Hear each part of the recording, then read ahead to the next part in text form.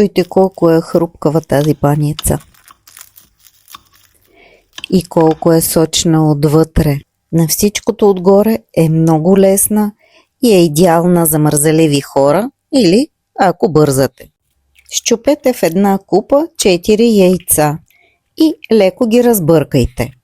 Изгледайте до края, тъй като аз ще разкажа как може да варирате с съставките, ако е необходимо.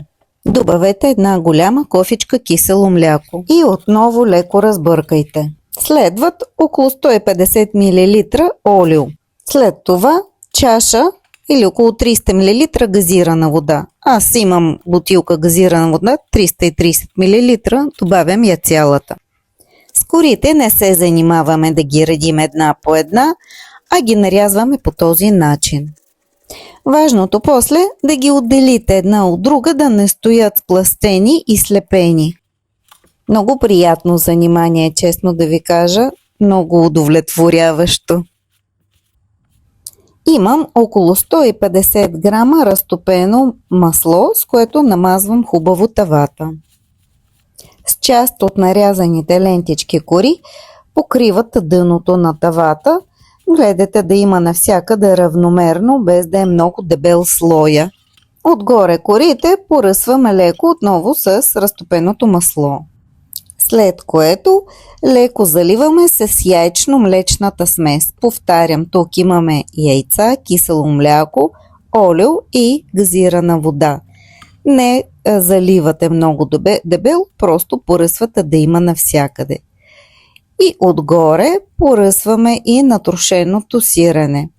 Също по начина, по който виждате, да има навсякъде равномерно. Сиренето го слагате толкова, колкото харесвате. Аз имам 500 грама натрошено сирене. И по този начин редуваме, докато не ни свършат продуктите. Корите, разтопеното масло, после течността и сиренето. Последния слой приключваме с корите и заливаме с остатъка от яйчно-млечната смес. Под видеото ще оставя мерките, които съм използвала за снимане на това видео. Но да знаете, че нищо не е задължително. Пробвала съм с различни комбинации, вариации на съотношенията, тъй като най-важното в цялата течност е да бъдат покрити равномерно всичките кори. А когато имаме кори нарязани именно по този начин, това става много лесно. Затова може да варирате с наличните продукти.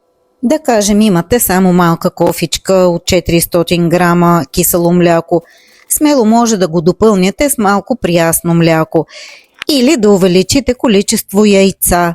Или пък да ги намалите, ако нямате толкова. Всичко така или иначе, като се смеси, ще се опече много добре. Газираната вода на практика замества набухвател, за да може всичко това да бъде хубаво, нежно и пухкаво. Ако нямате газирана вода, но имате голямо желание да направите тази баница, може да загасите чайна лъжица сода с малко лимон или ябълков оцет и да залеете с вода до нужното количество. Маслото също може да замените само с олио и зехтин или зехтин, както предпочитате. Ако имате въпроси, насреща съм.